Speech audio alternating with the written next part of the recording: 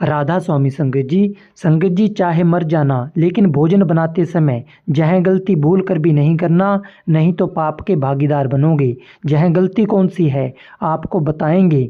आजकल बहुत सारे लोग अपने घर में भोजन पकाते समय ऐसी गलती कर देते हैं और जिसकी वजह से उनको नुकसान भोगना पड़ता है। इसलिए आपको नुकसान ना भोगना पड़े, आपके द्वारा बनाया गया भोजन भी सिद्ध हो जाए, आपको यह बातें इसलिए जानना बहुत ही ज़्यादा ज़रूरी है। संगत जी, बाबा जी कहते हैं कि आप जब सबसे पहले भोजन बनाओ तो आपको भोजन बनाते समय सबसे पहले अपने दिमाग को बिल्कुल शांत रखना है और अपने दिमाग को आपने ईश्वर में लगाना है और बाहर की चिंताओं में नहीं लगाना। और भोजन पकाते समय आपको क्रोध बिल्कुल भी नहीं करना और भोजन बनाते समय आपको अपने मन में इधर उधर की बातें बिल्कुल भी नहीं सोचना है। आप जो भी भोजन बनाते समय अपने मन में सोचोगे, आपका वह भाव उस भोजन में आएगा और उस भोजन को पाने वाले के अंदर भी आपका वही भाव जाएगा। इसलिए आपको चिंतन हमेशा ईश्वर का करना है भोजन बनाते समय। फिर दूसरी बात, आपका भोजन जब पूरी तरह से बन जाए तो भोजन बनने के बाद सबसे पहले आपको नहीं खाना, अपने घर से बाहर निकल कर देखिए और सबसे पहली रोटी आपको गाय की देनी है।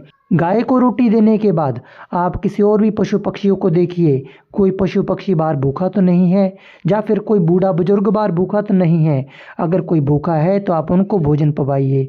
फिर उसके बाद जो आपके घर में कोई बूढ़े बुजुर्ग हैं या फिर आपके घर में अगर कोई बच्चे हैं, आप सबसे पहले उनकी सेवा कीजिए ईश्वर का भाव रखकर। उनको भोजन करा लेने के बाद आपको उसके बाद ही भोजन करना है। और अपने भोजन करने से पहले आपको इन बातों का विशेष रूप से ध्यान रखना है कि बाहर अगर कोई साधु संत आए हैं या फिर कोई भी अगर कोई जानवर भूखा है तो आपने उनको भोजन करवाना है और उसके बाद आपको करना है।